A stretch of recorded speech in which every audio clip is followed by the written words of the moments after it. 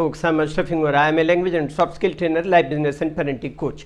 English breakfast with Ashraf में आज हम प्रेजेंट परफेक्ट टेंस के बाकी कुछ यूजेस देखेंगे।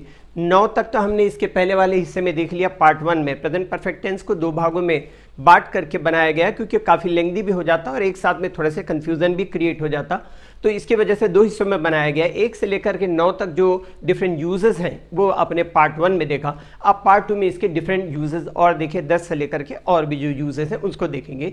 सिंपल पास्ट के साथ रिसेंटली के इस्तेमाल से उसका अर्थ होता है कि ए शॉर्ट टाइम अगो, थोड़ी देर पहले। किसके साथ? सिंपल पास्ट के साथ। एग्जाम्पल देखिएगा, he left recently, it means he left a short time ago, वह थोड़ी देर पहले गया है। ऑलरेडी का इस्तेमाल अफर्मेटिव सेंटेंसेस में होता है, जैसे यहां पर भी एग्जांपल देख लें, we have already found the solution to this problem, हमें इस समस्या का समाधान पहले ही मिल गया है। येट का इस्तेमाल देखिए, ये जो शब्द हैं इनके यूज होते हैं, सही कहाँ हो, यूज कैसे हो, वो समझना जरूरी है, इसलिए इतना डिटेल में बताने की जरूरत पड़ रही है। येट का इस्तेमाल निगेटिव सेंटेंसेस में, यस नो क्वेश्चन में और शॉर्ट आंसर्स में होता है। इसे भी देख लीजिए, he hasn't returned yet, वह अब तक नहीं लौटा है। have you tried to solve it yet, क्या तुमने अब तक इसे हल करने की कोशिश की है। इस तरह कुछ इंट्रांजिटिव वर्ब्स होते हैं, अकर्मक क्रियाएं कहते हैं जिन्हें, जैसे कम, गो, फॉल, अराइव, राइज, ये जिनसे गति या अवस्था परिवर्तन का बोध होता है, तो इन वर्ब्स के साथ पास्ट पार्टिसिपल के साथ में हैज, हैव की बजाय इज, आर का इस्तेमाल होता है। ये थोड़े से इंटरेस्टिंग यूजेस लगेंगे। प्रेजेंट परफेक्ट टेंस की जो जनरल पहचान है has, have plus third form of the verb. अब इसी हैज, हैव की जगह is are plus third form of the verb का यूज करेंगे तो लगेगा सेंटेंस बड़ा अजीब, लेकिन मैं एग्जांपल देख करके समझाता हूं तो बात क्लियर समझ में आएगी। देखिएगा एग्जांपल से, the post is come, the post has come, the leaves are fallen, the leaves have fallen, he has gone to Paris, he is gone to Paris, and rainy season has come, rainy season is come। ये सारे के सारे sentences सही हैं, दोनों का use हो सकता है, लेकिन कब यूज होगा इसको आप समझ लें।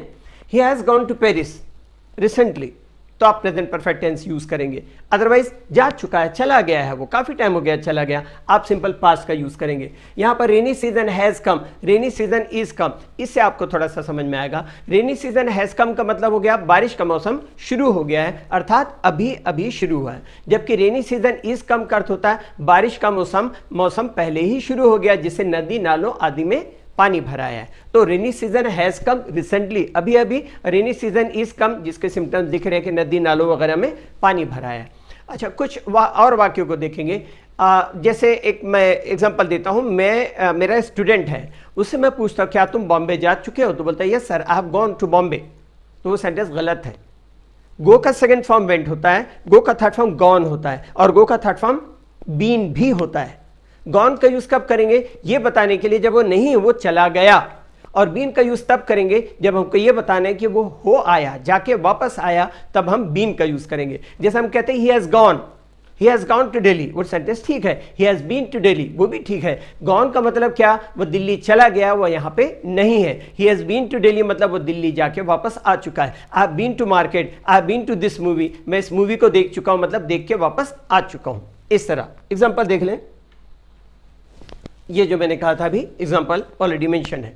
फिर उसके बाद टुडे है, morning, afternoon, evening, month, year, century आदि शब्द दिन, महीने, साल आदि के निश्चित भाग को व्यक्त करते हैं, इसलिए परिस्थिति के अनुसार जैसे जैसे कंडीशन होंगी उनके अनुसार प्रेजेंट परफेक्ट या पास्ट इंडेफिनिट टेंस का इस्तेमाल होगा। प्रेजेंट परफेक्ट के साथ दिस मॉर्निंग, ये भी अच्छी तरह समझना जरूरी है कि किस तरह का इनका यूज है। प्रेजेंट परफेक्ट टेंस के साथ दिस मॉर्निंग का इस्तेमाल सिर्फ लगभग 1 बजे तक हो सकता है, क्योंकि उसके बाद दिस मॉर्निंग एक कंप्लीट पीरियड बन जाता है, अतः उस समय किया गया कार्य पास्ट टेंस द्वारा व्यक्त होता है। जैसे एग्जांपल से देखें, विजय हैज रंग up 3 times this morning, Vijay has रंग अप 3 टाइम्स दिस मॉर्निंग, इसका मतलब वो विजय ने आज सुबह 3 बार फोन किया, मतलब अर्थात लगभग 11 बजे तक। उसी तरह से दिस आफ्टरनून लगभग 5 बजे खत्म हो जाता है। अब एक देखें, I have done a lot of shopping this afternoon, ये सेंटेंस ठीक है। I did a lot of shopping this afternoon, ये सेंटेंस भी ठीक है। रिसेंट पास्ट में हुआ है तो आपको प्रेजेंट परफेक्ट टेंस का यूज करना पड़ेगा। जैसे I have done a lot of shopping this afternoon 3-4 बजे तक, तब आप प्रेजेंट परफेक्ट टेंस का यूज करेंगे। I did a lot of shopping this afternoon, लगभग 5 बजे के बाद की अगर बात होती है तो आपको पास्ट इंडेफिनिट टेंस का यूज करना पड़ेगा। मान लीजिए आपने दोपहर को शॉपिंग की, शाम को कोई 7 बजे पूछता है, 8 बजे पूछता है, तो आप बोलेंगे I did a lot of shopping this afternoon. और अगर मान लीजिए तुरंत की बात होती है या थोड़े समय के बाद, जो आपको ऑलरेडी मेंशन किया हुआ, तो आपको प्रेजेंट परफेक्ट टेंस का इस्तेमाल करना पड़ेगा इस तरह से। फिर उसके बाद this week, a month, year etcetera, इनका इस्तेमाल पर्टिकुलर पीरियड के पूर्ण होने पर किया जा सकता है। लेकिन अगर कोई अक्सर उसी समय कोई कार्य होता हो या कोई निश्चित समय में कार्य होता हो, जैसे मान लो कोई दूध वाला आता है 8 साढ़े 8 बजे, ठीक है ना, तो उस समय आप यूज करोगे प्रेजेंट परफेक्ट टेंस का। आगे मैं आपको एग्जांपल ही दूं तो ज्यादा क्लियर समझ में आएगी बात। देखिएगा 8 साढ़े 8 बजे दूध वाला आता है और आपको पूछना है कि has the milkman come this morning, क्या दूध वाला आज सुबह आया? तो ये सेंटेंस ठीक है।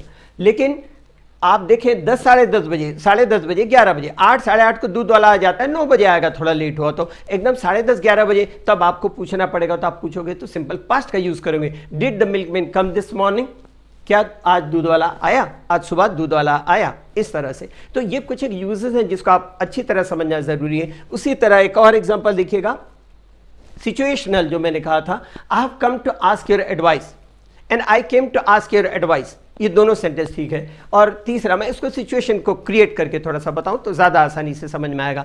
जैसे एक लड़का किसी व्यक्ति के यहाँ गया, उसने बेल बजाया या दरवाजा खटखटाया, व्यक्ति ने दरवाजा खोला, पूछता हाँ बेटा कैसे आना हुआ? तो लड़का कहता है uncle actually I have come to ask your advice, मैं आपसे सलाह लेने आया हूँ। उन्होंने सलाह दिया, लड़का चला गया, एक सिचुएशन। दूसरी सिचुएशन, मान लीजिए लड़का आता है, बेल बजाता है या दरवाजा खटखटाता है, सामने वाले व्यक्ति दरवाजा खुलता है, चूंकि वो बच्चा उसका परिचित है तो पूछता है अरे बेटा कैसे आना हुआ, आओ अंदर आओ बैठो, और कैसे, इधर उधर की रूटीन बात करता है, पिताजी कैसे हैं, घर में सब कैसे हैं, कैसी पढ़ाई चल रही, वो रूटीन बात करता है थोड़ी देर, 5-10 मिनट में भी। उसके बाद पूछेगा तो पूछेगा कैसे आए थे, तो बोलेगा uncle actually I came to ask your advice. अब देखिए थोड़ी सी देर में पास्ट टेंस लग गया, लेकिन तुरंत भी पास्ट टेंस लग सकता है। उसकी एक तीसरी सिचुएशन दिखिएगा तो समझ में आता है। एक व्यक्ति है जो किसी मिस्टर खान के घर गया, उसने बेल बजाया और बेल बजाने के लिए जैसे हाथ बढ़ाता है, तब तक घर में किसी लेडी के अपने बच्चे से बात करने की आवाज़ आती है कि बेटा प्रिंसिपल सर को बोल देना पिताजी बाहर गए हैं, 2 दिन बाद आएंगे ना तो फीस दे देंगे। तब तक वो बेल बजा चुके, किसी ने दरवाज़ा खोला और दरवाज़ा खोल के पूछते किससे मिलना है आपको, और कई बार पूछने में हिंदी में चलता है इट्स ओके कि किससे मिलना था आपको, ऐसे भी पूछते। तो वहां पर वो पास्ट इंडेफिनिट टेंस, तुरंत की घटना है, बेल बजाया और सामने वाले ने दरवाज़ा खोला, लेकिन फिर भी पास्ट टेंस का यूज करना पड़ेगा। क्या sentence, I came to see mister Khan but I understand that he is not here today, मतलब मुझे मिलना तो था मिस्टर खान से, लेकिन आई अंडरस्टैंड, मुझे समझ में आ गया है कि वो अभी यहाँ पे नहीं है, तो मैं उनसे बाद में मिल लूंगा, ये उसका भाव आता है। तो तुरंत में भी सिंपल पास्ट का यूज होता है। तो ये जो सेंटेंस, ऐसे यूजेस जो है वो condition according to the situation use होते हैं, इसलिए उनके सही यूजेस को समझना जरूरी है।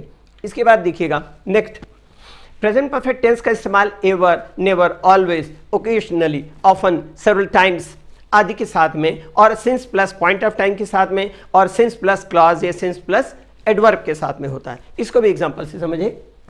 Have you ever travelled by air, क्या तुमने कभी हवाई यात्रा, हवाई सफर किया है? आई हैव ट्रेवल्ड ओकेजनली, मैं कभी कभी सफर किया हूं। I have changed my mind then, ये जैसे मैंने कहा देन का यूज है, यहाँ पर ओकेजनली एडवर्ब और फ्रीक्वेंसी जिसको कहते हैं उसका यूज है उस तरह। तो I have changed my mind then, तब से मैंने अपना विचार बदल लिया है। I have never been late for work, तो यहाँ पर नेवर का भी यूज उसी तरह, मैं काम पर कभी भी देर से नहीं गया हूँ। तो ये हो गया हमारे प्रेजेंट परफेक्ट टेंस का यूज कंप्लीट, और इन यूजेस को समझना जरूरी है ताकि सही इस्तेमाल इसका कर सके, वरना हम कहना कुछ और चाहते, मीनिंग कुछ और निकल जाएगी। और साथ में ये भी कि जो मैंने कहा है और जो बार बार रिपीट कर रहा हूँ उतना करना है। आपको कोई बोलने वाला मिलता है, बहुत अच्छी बात है, नहीं मिलता तब कैसे इंप्रूव करें, ये समस्या बहुतों के साथ आती है। फिर ये भी होता है कि जो इंग्लिश बोलना अच्छी तरह जानता है तो आपको झिझक होती है, मैं बोलूँगा कुछ गलती निकलेगी, इसलिए आप बोलना नहीं चाहते, और बोलते हैं तो बिकॉज ऑफ फियर कि भाई गलती ना हो जाए, आपसे गलती और होने लग जाती, तो आप चुप रहना पसंद करते हैं। या कोई अगर मान लो बिल्कुल भी नहीं बोलना जानता, उसके सामने भी आप बोल नहीं पाते, क्योंकि आप बोलेंगे तो उसको लगेगा यार बे मतलब इंग्लिश झाड़ रहा है, ऐसा भी रीज़न होता है। और कई बार ऐसा होता है कि लोग कहते हैं देख तो इंग्लिश जा रहा है या कोचिंग क्लास जा रहा है इसलिए जता रहा है। तो सबसे बेस्ट तरीका यह है कि अगर कोई टॉकिंग करने वाला नहीं है आपके साथ, फिर भी आपको फ्लुएंसी इंप्रूव करना है तो थॉट्स हर रोज आते हैं, अपने आप आते हैं। जिस मदर टंग को हम बोलना जानते हैं उस मदर टंग में आते हैं। आपको सिर्फ इतना ही करना है कि अपने आप को रिमाइंड कराना है कि think in English, think in English, think in English. कुछ दिनों के बाद आपको रिमाइंड कराने की जरूरत नहीं होगी, थॉट्स सीधे इंग्लिश में आएंगे, फिर आपकी डिफिकल्टी शुरू होंगी। वहीं से जहां थॉट्स आएंगे आपको सीधे इंग्लिश में सोचना है, उसको सीधे इंग्लिश में। तो फिर क्या होगा, कुछ कंस्ट्रक्शंस होंगे जहां पर आपको बनाने में डिफिकल्टी होगी, कहीं पर वर्ड्स के कारण आप नहीं बना पाएंगे। तो वोकेबुलरी के लिए तो आपके पास डिक्शनरी है, आपके पास मोबाइल में डिक्शनरी है, आप गूगल अंकल से पूछ सकते हैं। लेकिन उसके अलावा जब सेंटेंसेस के कंस्ट्रक्शंस होते हैं, निश्चित रूप से यहां पर डिफिकल्टीज आती हैं, जिसका सॉल्यूशन बहुत से लोगों द्वारा नहीं बता सकते। बहुत से लोगों के साथ होता है जो कि संभव नहीं होता बता पाना। फॉर एग्जाम्पल, जैसे कोई कहता है कि दोस्तों को तो छोड़ो, मेरे सगे भाई ने मेरी मदद नहीं की।